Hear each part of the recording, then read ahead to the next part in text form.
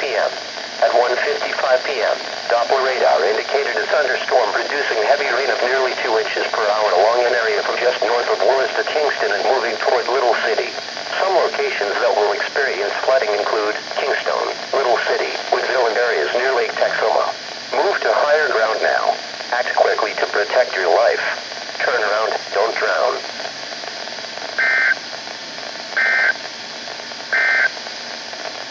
The National